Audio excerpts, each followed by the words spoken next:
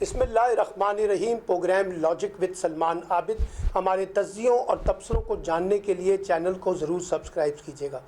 आज हम गुफ्तगू करेंगे पाकिस्तानी सियासत में इंतखाबी इस्लाहात के हवाले से। इस वक्त हुकूमत जो है वो इंतखाबी इस्लाहात के मामले में बड़ी गर्मजोश नज़र आती है और उसने एक इंतखाबी एक्ट जो है वो असम्बली से मंजूर भी किया है। उस पर सबसे पहले अपोजिशन जमातों ने अपनी सीरियस रिजर्वेशन का इजहार किया और कहा कि इसमें अपोजिशन के नुक्ता नज़र को मुकम्मल तौर पे बिल्डोज किया गया है और हम इन इंतखाबी इस्लाहात को तस्लीम नहीं करते। उसके बाद एक अहम डेवलपमेंट ये हुई कि इलेक्शन कमीशन ने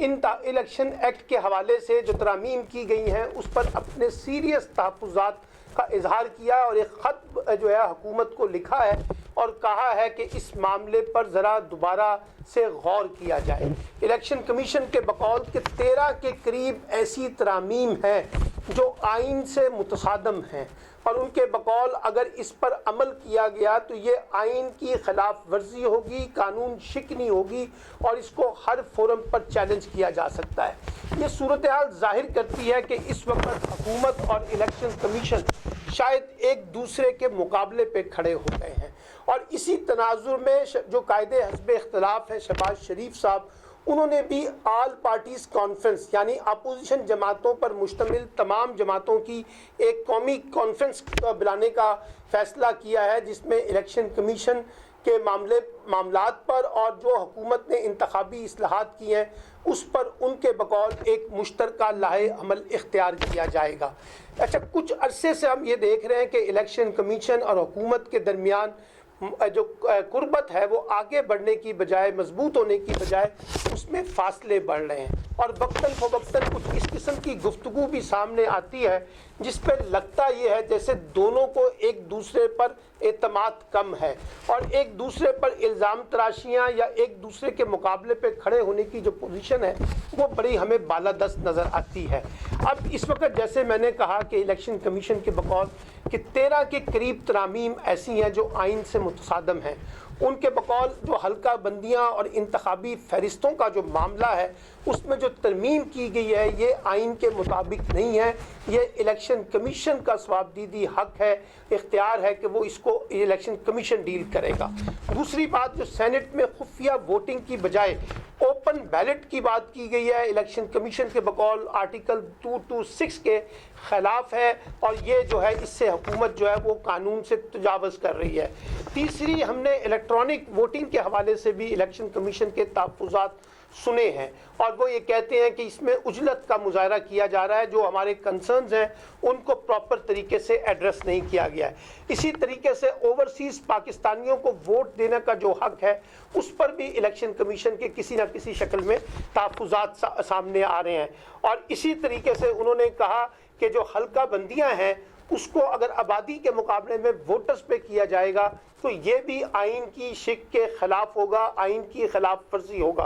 अब ये सारा मामला जाहिर करता है कि जो भी इस वक्त हुकूमत इंतखाबी इस्लाहात का एक्ट लाई है उसे मुतनाज़ा बनाया जा रहा है या वो मुतनाज़ा बन रहा है। उसमें अपोजिशन के साथ साथ हमें इलेक्शन कमीशन भी एक फ़रीक नज़र आता है जो अपने सीरियस कंसर्न्स रेस कर रहा है। अब सवाल ये है कि अगर हमने वाकई इस मुल्क में इंतखाबी इस्लाहात करनी है, इंतखाबात को शफाफ बनाना है, इंतखाबात की क्रेडिबिलिटी को इस्टेब्लिश करना है, तो इसमें तो कोई दो आरा नहीं है कि हमें इंतखाबी इस्लाहात दरकार हैं। ऐसी इंतखाबी इस्लाहात जो पाकिस्तान में शफाफियत के इंतखाबात की तरफ एक बड़ी पेशकदमी कर सके, क्योंकि बदकिस्मती से हम ये देख रहे हैं कि पाकिस्तान में इलेक्शन जो है वो अपनी अहमियत खोते जा रहे हैं और इलेक्शन की क्रेडिबिलिटी पर बेशुमार सवालात उठ रहे हैं। जीतने वाला इलेक्शन को शफाफ कहता है, हारने वाला इलेक्शन को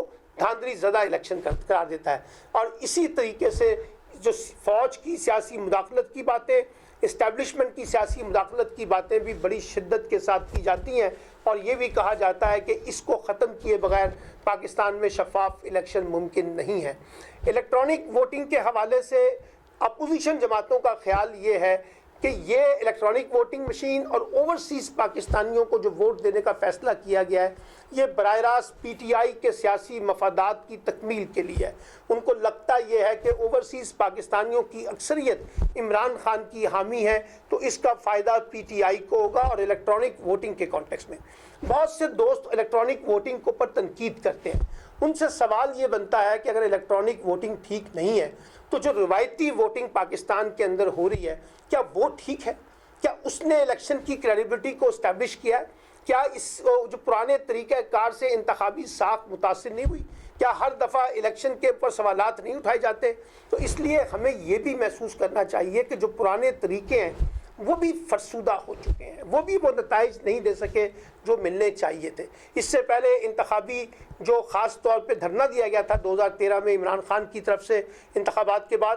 فوس میں جو انتخابی اصلاحات کی کمیٹی بنی، جو اس وقت جوڈیشل کمیشن بنا، انہوں نے جو اپنی 40 سے زیادہ ریکمنڈیشنز دیں انتخابی بے ضابطگیوں کے حوالے سے، ان سب کو اگر بنیاد بنایا جائے تو پاکستان میں الیکشن اصلاحات اس وقت سب سے اہم ہے۔ اور میں بار بار کہتا ہوں کہ الیکشن اصلاحات کے ساتھ ساتھ پولیٹیکل پارٹیز ایکٹ میں بھی ترمیم کرنے کی ضرورت ہے کہ کس طریقے سے پولیٹیکل پارٹی کا کردار بنتا ہے الیکشن کی شفافیت کو یقینی بنانے کے لیے۔ سارا زور ہم حکومت اور ریاست پہ تو لگا دیتے ہیں، لیکن خود سیاسی جماعتوں کے جو رویے ہیں وہ شفافیت کے بجائے عدم شفافیت کی بنیاد پہ کھڑے ہیں۔ تو اس لیے وہاں پہ بھی جب تک آپ اصلاحات نہیں کریں گے یہ معاملہ آگے نہیں چل سکے گا۔ ایک بدقسمتی یہ ہے کہ پارلیمنٹ ایک ایسی جگہ ہوتی ہے جہاں اتفاق رائے ہونا چاہیے، لیکن اب آپ دیکھیے جو قائد حزب اختلاف شہباز شریف صاحب ہیں، وہ کیونکہ تمام اپوزیشن جماعتوں کے لیڈر بھی ہیں، ان کو چاہیے تھا کہ وہ یہ معاملہ پارلیمنٹ میں لے کے جاتے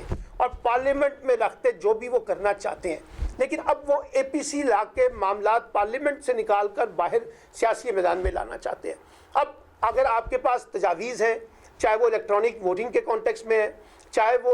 حلقہ بندیوں کے حوالے سے ہیں، چاہے وہ اوورسیز پاکستانیوں کے کانٹیکس میں ہیں، چاہے وہ اسٹیبلشمنٹ کی مداخلت کے حوالے سے ہیں، تو شہباز شریف کو آن فلور اپنا ریکمنڈیشن کا پیکج پورا کا پورا قومی اسمبلی میں شیئر کرنا چاہیے اور کہنا چاہیے کہ حکومت اگر واقعی الیکشن اصلاحات کے لیے سنجیدہ ہے تو ہماری ان تجاویز کو بنیاد بنا کر آگے بڑھا جائے اور ہمیں بھی مشاورت کا حصہ بنایا جائے۔ لیکن سب کو پتہ ہے کہ شہباز شریف بھی سیاست کرنا چاہتے ہیں اور وہ اس ایشو کو بنیاد بنا کر سیاسی میدان میں کودے ہیں اور ساتھ ساتھ باقی پارلیمانی جماعتوں کو، اپوزیشن جماعتوں کو انوائٹ کر رہے ہیں کہ ہم اس پر حکومت کو ٹف ٹائم دیں، کیونکہ لگتا یہ ہے کہ اپوزیشن سمجھتی ہے کہ الیکٹرانک ووٹنگ اور اوورسیز پاکستانیوں والا معاملہ اگلے انتخابات میں نہیں ہونا چاہیے۔ اور پی ایم ایل این میں بہت سے لوگ براہ راست اس پر تنقید کر رہے ہیں اس الیکٹرانک ووٹنگ کے حوالے سے اور اوورسیز پاکستانیوں کو ووٹ کا حق دینے کے حوالے سے۔ اب دیکھنا یہ ہے کہ یہ بل اگرچہ سینٹ سے پاس ہو جائے گا،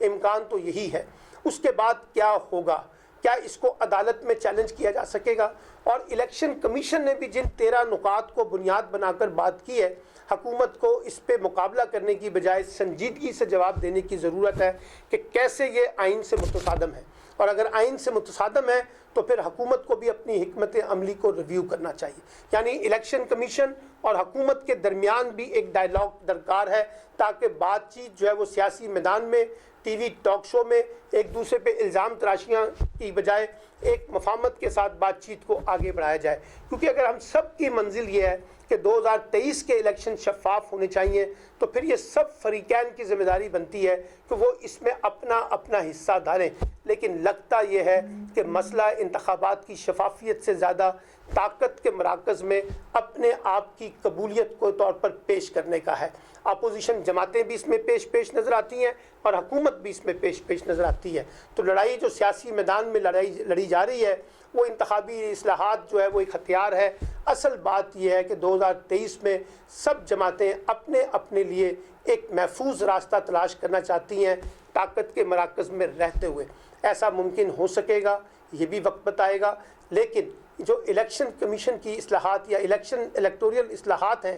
اس پر اگر ہم نے کمپرومائز کیا، اس پر اگر ہم نے کوئی بڑی پیش رفت نہ کی، اس پر ہمیں جو افرمیٹو ایکشنز لینے ہیں اگر وہ ہم نہیں لیتے ہیں تو میں آپ کو یقین دلاتا ہوں پھر آپ دیکھیے گا کہ 2023 کے الیکشن میں بھی یہی دھاندلی کے سوالات اٹھیں گے اور اس وقت جو جماعت ہارے گی وہ یہ کہے گی کہ ہمیں دھاندلی سے ہرایا گیا ہے۔ اور پاکستان کے سیاسی کلچر میں अनफॉर्चुनेटली इंतखाबात में शिकस्त को कबूल करने का जो हौसला है, जो सियासी तदब्बर है, वो बहुत कमज़ोर है। और कोई भी जमात इलेक्शन अगर हार जाए तो वो अपनी शिकस्त को कबूल करने की बजाय इस्टेब्लिशमेंट पर और दूसरे लोगों पर इल्ज़ाम लगाकर ख़ुद को बचाने की कोशिश करती है। तो अब देखते हैं कि इलेक्टोरल रिफॉर्म्स के कॉन्टेक्स्ट में इलेक्शन कमीशन, हुकूमत और अपोजिशन जमातों के दरमियान अगला राउंड किस शक्ल में सामने आता है।